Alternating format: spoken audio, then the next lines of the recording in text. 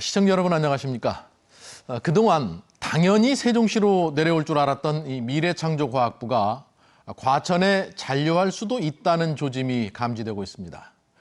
정부가 지난 8일 이 국민안전처와 인사혁신처의 세종시 이전 방침을 밝히는 자리에서도 그랬고, 또 국정감사 답변에 나선 장관조차도 분명한 입장을 밝히지 못하면서 의혹을 키웠습니다.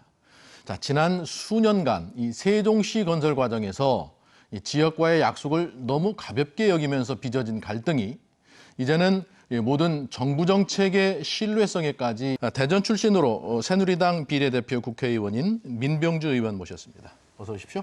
네, 안녕하세요. 새정치민주연합 충남 공주지역구의 국회의원 박수현 의원 모셨습니다. 네, 반갑습니다. 네, 안녕하십니까? 네. 그리고 모건대 행정학과의 우리 박수현 의원께서는 이거 도대체 왜 이런 말이 나오고 어떻게 된 걸까요? 발단이 어찌 됐든 간에 가장 중요하게 우리가 불안하게 생각하는 이유는요.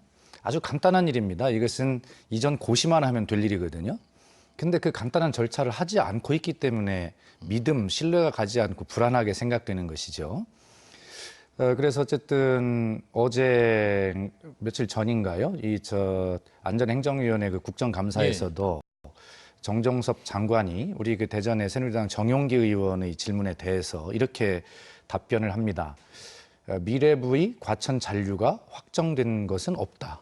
굉장히 애매한 답변이지 않습니까? 우리 충청인이 볼 때 그래도 뭐 이전 고시에서 약속대로 또 법률에 의해서 대로 이전을 하겠다라고 하는 최소한의 믿음이 가는 답변이어야 되는데 이렇게 애매모호한 답변을 하고 있어요. 그래 결과적으로는 정부의 그 세종시 이전 이런 문제 또 세종시 정상 건설 이런 의지가 좀 정확히 보이지 않는다라고 하는 것이 좀 큰 가장 우리가 좀 걱정스러워하는 부분일 거라고 생각을 합니다.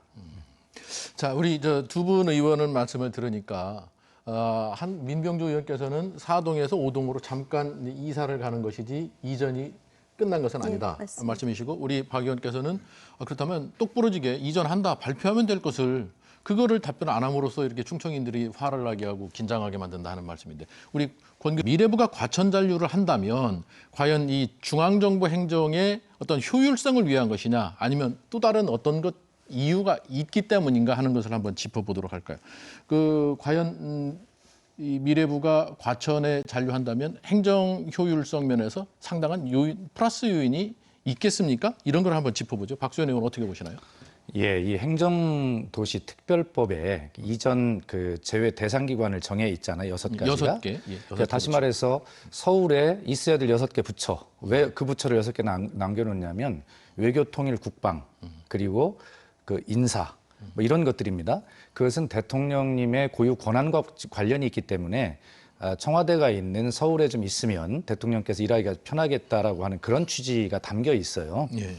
자, 그런데 미래부라고 하는 것은 지금 예를 들어서 이제 정부 조직 개편에 의해서 이제 새로 생긴 부서인데 과거에 그것이 과학기술부, 그다음에 정보통신부, 또 뭐 지식경제부 일부, 뭐 교육 이런 기능들이 합쳐진 부서이거든요.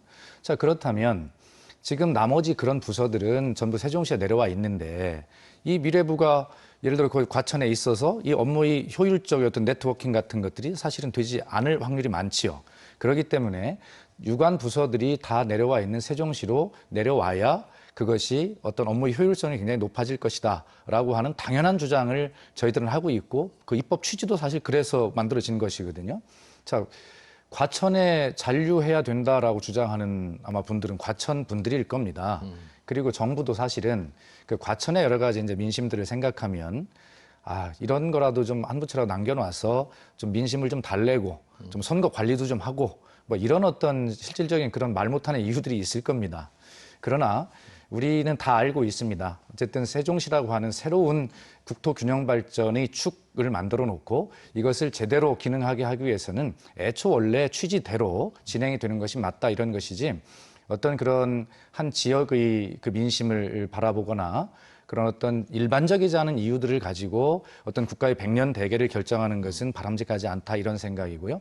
미래부 역시도 과천에 홀로 떨어져서는 독립된 외로운 섬밖에 될 수가 없습니다. 그렇기 때문에 이런 어떤 국가의 정책을 집행하고 또 결정하는 데 있어서는 과감하게 설득한 걸 설득하고 그런 어떤 단호한 조치들이 원칙대로 가는 것이 중요하다. 그런 말씀을 드리고 싶습니다.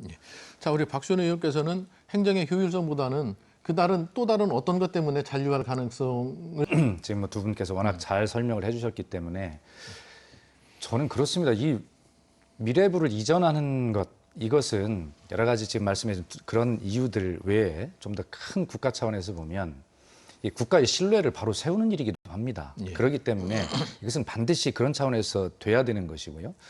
아마 박근혜 대통령님께서도 이걸 확실하게 좀 밀어주시고 결정을 해주시면 아마 지난번 대통령 선거 이전에 세종시가 원하는 대로 결정이 될 때 그때 우리 충청인들이 대통령님이 가졌던 그 믿음 거기에 더해서 확실한 신뢰가 더 생길 것이다 하는 말씀을 드리고요. 지금 세종시가 과연 정상대로 건설되고 있는가, 건설될 것인가 하는 문제는 이 미래부 문제만 봐도 우리가 좀 알 수 있는데 또 다른 측면에서 보면요. 이 예산 투입 현황을 보면 제가 굉장히 걱정스러운 게 있어요. 지금 현재 오늘 제가 이 자료를 좀 조사를 해서 왔는데 당초 이 세종시를 건설하기 위해서 계획되어 있던 예산의 투입 어떤 스케줄이 있습니다. 예, 예. 근데 그거 비추어서 뭐 계획 대비 실적을 뽑아보니까요. 현재 한 70% 정도 그 정도만 계획 대비해서 추진이 되고 있어요. 그렇기 때문에 원래 2030년까지 그 자족 기능을 포함한 세종시를 세계적 명품 도시로 만들려고 하는 그런 계획에 상당한 차질이 이미 오고 있다. 그것은 어떤 정부 차원의 이런 어떤 정상건설에 대한 어떤 의지가 굉장히 예산만 봐도 부족하고요. 또 미래부 문제를 가지고 이렇게 아직 고시 하나만 하면 되는 것인데 하지 않고 있는 건 봐도 이 세종시의 정상건설은 아직도 정말 우리가 먼 일인가라고 하는 그런 좀 씁쓸한 생각을 갖게 하는데 이런 측면에서 우리가 세종시의 정상건설에 대한 의지를 다시 한번 새롭게 하고 이것을 계속 관심을 가지고 우리가 챙겨 나가야 될 과제다. 우리 충청의 과제다 하는 것을 정치인으로서 국회의원으로서 다시 한번 이번 기회를 통해서 분명하게 또 느끼게 되는 계기가 됐습니다. 그 부분에서 예. 조금 말씀 덧붙이시죠. 그 세종 좀 드리면 그렇습니다. 이런 문제를 계속 이슈화시키고 잊지 않도록 과제를 관리하지 못하는 것은 지역 정치권의 책임이 맞습니다. 그럼 반성해야 되고요. 제가 2014년 12월 달에 이 행복도시 특별법 개정안을 제가 발의를 해놓고 있습니다. 그 내용은 뭐냐면 지금 현재 이제 정부조직법 개편에 의해서 이 6개 이전 제휴 대상 기관 이걸 정리해야 된다는 것이죠. 그래서 이제 그 국민안전처, 인사혁신처 이걸 당연히 그 이전 대상으로 명기를 하고요. 또 중요한 하나 지점을 제가 좀 욕심을 너무 부린 건지는 모르지만 이 행정자치부마저도 이전 제외 대상 기관에서 제외해야 된다. 다시 말해서 행정자치부도 이전해야 된다는 이전하도록? 것이죠. 예. 그 이유는 이렇습니다. 아까 말씀드린 대로 원래 그 안전행정부에는 인사에 관련된 기능이 있지 않습니까? 그것은 대통령께서 가까이 두고 쓰셔야 되기 때문에 그것까지 이해를 해서 저희가 서울에 잔류가 됐지만 어쨌든 인사혁신처로 포함이 돼가지고 세종시로 이전을 하는 큰 흐름이 있지 않습니까?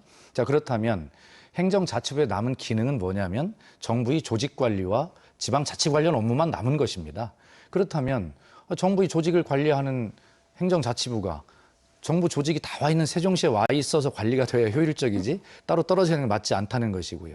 또 지방자치 관련 업무 하기 위해서 여기 와 있어야 되는 것이 타당하다. 그러므로 행정자치부마저도 세종시로 이전해야 된다라고 하는 이제 특별법 개정안을 제가 발의를 해놓고 있는데 계속 여야 간사에게 제가 그 얘기를 하고 있습니다. 제 상임위인 국토위에 계류 중에 있는 것인데 근데 여야 간에 합의가 안 돼요, 이게 잘. 자, 그렇다 보면 결과적으로는 이게 정치의 영역에서 무엇인가 서로 생각이 좀 다른 부분이 있는 것이 아닌가라고 하는 뭐 그런 좀 생각을 갖게 되는데 어쨌든 이번 일을 계기로 해서 우리 뭐 민병주 의원님 또 저 우리 지역 정치권이 초당적으로 이런 법률의 통과를 통해서 이것을 제도적으로 시스템으로 그렇게 아주 마감을 딱 해놓으면 뭐 다른 해석의 여지나 이런 것들을 다 없앨 수 있다 이런 생각을 가지고 있고 이 법의 통과를 위해서 이제 19대 국회가 얼마 남지 않았습니다만 마지막 하여튼 총력을 다해봐야 되겠다 이런 생각을 또 가지고 있습니다. 제가 조금 그 말씀